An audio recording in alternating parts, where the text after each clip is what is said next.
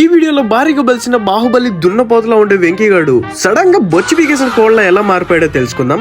Bore కొడుతుంది ఏదో ఒక వీడియో చూడాలి అనుకుని వచ్చిన వాళ్ళ కోసమైతే కాదు ఈ వీడియో, మనస్ఫూర్తిగా చెప్తున్నా. అలాంటి వాళ్ళు ఉంటే ఇప్పుడే దుబ్బైచ్చు. అన్ని యూట్యూబ్ వీడియోలాగా ఈ వీడియోకి లైక్ కొట్టకండి, షేర్ చేయకండి, అండ్ ఈ వీడియో చూసి ఖచ్చితంగా సబ్స్క్రైబ్ అయితే అస్సలు చేసుకోకండి. ఎందుకంటే నేను ఇలాంటి కంటెంట్లు అయితే అస్సలు చేయను. జస్ట్ ఇన్ఫర్మేషన్ పాస్ చేయాలనే ఉద్దేశంతో మాత్రమే ఈ వీడియో చేస్తున్నా. అండ్ మెయిన్లీ ఈ వీడియో జిమ్కి వెళ్దాం అనుకుంటున్న వాళ్ళకి అండ్ జిమ్ లో ఆల్రెడీ ఉండి వర్కౌట్స్ చేస్తున్న వాళ్ళకి మాత్రమే.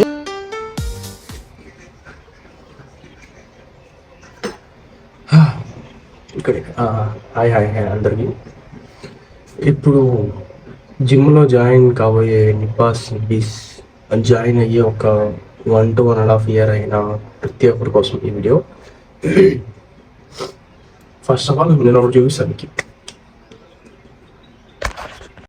ఒకప్పుడు క్రియేటిన్ వాడేవాడిని నేను, కానీ ఇప్పుడు త్రిఫల. ఒకప్పుడు ఫిష్ ఆయిల్ టాబ్లెట్స్ యూజ్ చేసేవాడిని నేను, కానీ ఇప్పుడు ఈ త్రయోదశ గుగ్గిల్ లేదా టాబ్లెట్స్ ఉంటాయి, ఆయుర్వేదిక్ టాబ్లెట్స్. ఒకప్పుడు వే ప్రోటీన్ నుండి ఇప్పుడు అశ్వగంధ వచ్చాం. ఇన్ని విధాలుగా మార్పు రావడానికి కారణం చూద్దామా.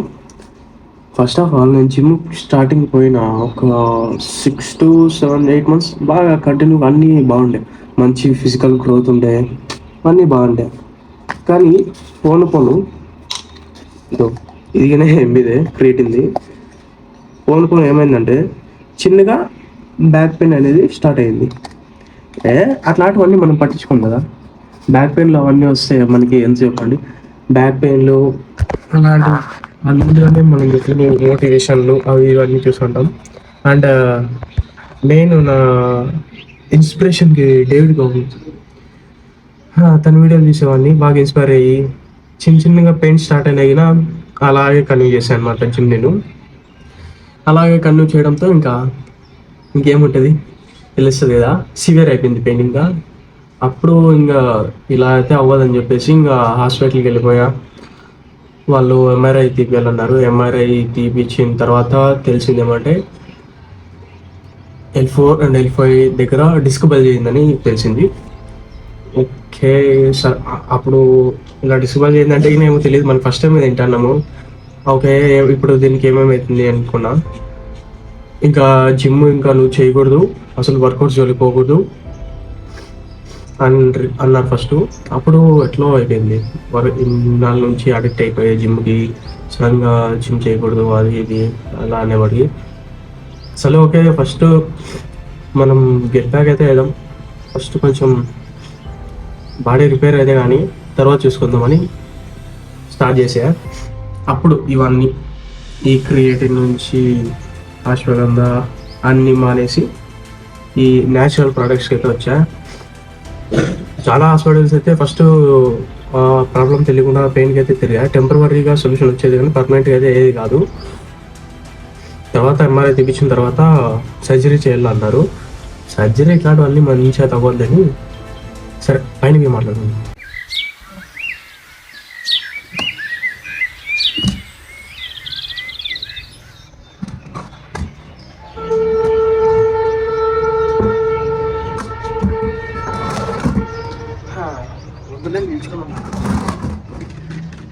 సరే ఎక్కడి వరకు వచ్చాం. సర్జరీ చేయాలన్నారు. సర్జరీ చేయాలి, దానికి పర్మనెంట్ సొల్యూషన్ ఉంటుంది. సర్జరీ చేస్తే సెట్ అయిపోతుంది. లేకపోతే ఎన్ని రోజులు ఇట్లా నువ్వు టాబ్లెట్స్ కంటిన్యూ చేసినా, టాబ్లెట్స్ యూజ్ చేసిన నాళ్ళు మాత్రం నీకు టెంపరీగా పెయిన్ తగ్గుతుంది, పర్మనెంట్ సొల్యూషన్ అయితే ఉండదు, మళ్ళీ పెయిన్ వస్తుంది. చిన్న వెయిట్స్ లిఫ్ట్ చేసినా కూడా అన్నారు. అమ్మో పెద్ద ఇబ్బంది అనుకోని నేను సరే అని సర్జరీకి రెడీ అయిపోయా.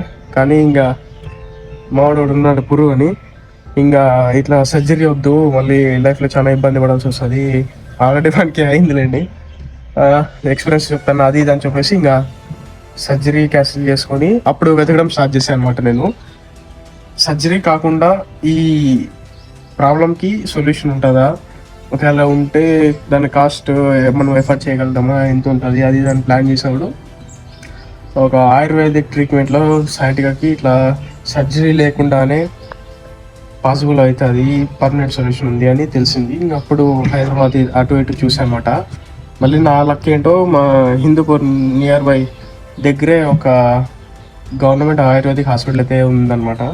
దాంట్లో ట్రీట్మెంట్ చేయించుకున్నా, బాగానే తగ్గింది.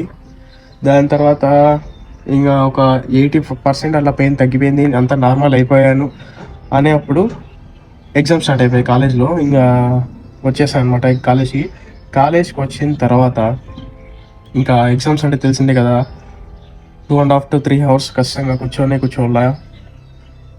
అలా కూర్చోవడంతో పెయిన్ అనేది గ్రాడ్యువల్లీ స్లోగా మళ్ళీ ఇంక్రీజ్ అయిందనమాట. మళ్ళీ ముందు ఎలా పెయిన్ ఉందో అలాగే వచ్చింది, మళ్ళీ అంత సివియర్ కాదు కానీ అలాగే వచ్చింది. సో జిమ్కి వెళ్తున్న వాళ్ళకి ఒక స్మాల్ సజెషన్, మంచి కాల్షియం ఫుడ్ తినండి. ఎంత ప్రొఫెషనల్ మనకి టెక్నిక్స్ అన్నీ తెలిసినా కూడా అండ్ పర్ఫెక్ట్గా చేస్తున్నా కూడా ఎక్కడో ఒక చిన్న తప్పైతే చేస్తామన్నమాట. మన డైట్ సరిగ్గా లేకపోవడము మనమే గమనించుకోలేము. నేను ఒక్కడే కాదు, ఈ ప్రాబ్లం నేను ఒక్కడే ఫేస్ చేసింటే నేను ఇలా తప్పు చేశాను కాబట్టి నా కుగ్గునికి ఇలా అయింది అనుకుంటూ. ఇలా అయిన తర్వాత నేను ఎంతమందిని చూశానంటే అసలు నమ్మలేకపోతున్నా. నేను అసలు ఎక్స్పీరియన్స్, మామూలు డాక్టర్ నాతో ఏమన్నాడంటే ఈ ప్రాబ్లం జనరల్లీ ఈ ఏజ్ గ్రూప్ వాళ్ళకి అసలు రాదు, ఒక 50+ అబవ్ ఉండే ఏజ్ గ్రూప్ వాళ్ళలోనే ఈ ప్రాబ్లం ఎక్కువ వస్తుంది, చాలా రేర్ కేసులో ఈ ఏజ్ గ్రూప్ వాళ్ళకి రావడం ఈ ప్రాబ్లము అన్నారు. నేను నవ్వుకున్నా. సరే అనిపోయి బయట చూస్తే ఎంతమంది ఉన్నారబ్బా. నా ఫ్రెండ్ ఒకడు దిలీప్ అని ఉన్నాడు మా ఇంటి దగ్గర, తను ఈ ప్రాబ్లమ్ ఫేస్ చేస్తున్నాడు. మళ్ళీ ఆయుర్వేదిక్ హాస్పిటల్లో పోతా అంటే అక్కడ మేమన్నా జిమ్లో వర్కౌట్ చేసి తను జస్ట్ ఒక బైక్లో వెళ్తున్నాడు, స్పీడ్ బ్రేకర్ చాలా సడన్గా ఎగిరించినాడు వాడు, దానికి తనకి డిస్బల్జ్ అయిపోయింది. తను ఒక యూట్యూబర్ అయినా ఉన్నాడు. తన లోవర్ బ్యాక్ పెయిన్ స్టార్ట్ అయింది ఎందుకో, అయినా అది ఇగ్నోర్ చేసి జిమ్ చేస్తూనే ఉండే పిచ్చి వల్ల.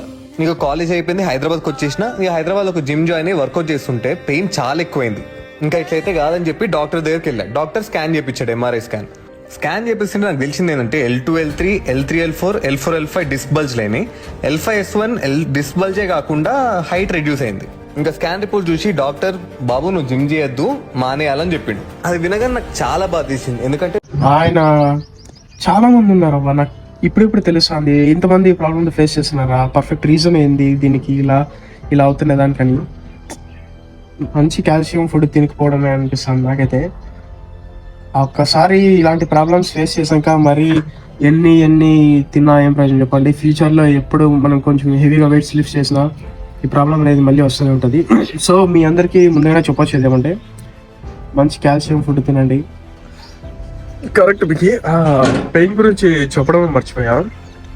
పెయిన్ ఎలా ఉంటుందంటే అసలు నేను ఒకరోజు అయితే ఇక్కడే కింద రూమ్ ఒక్కడే పడి దొరలాడుతున్న ఆ పెయిన్ అసలు తట్టుకోలేక అంత సివియర్ పెయిన్ అయితే వచ్చిందనమాట.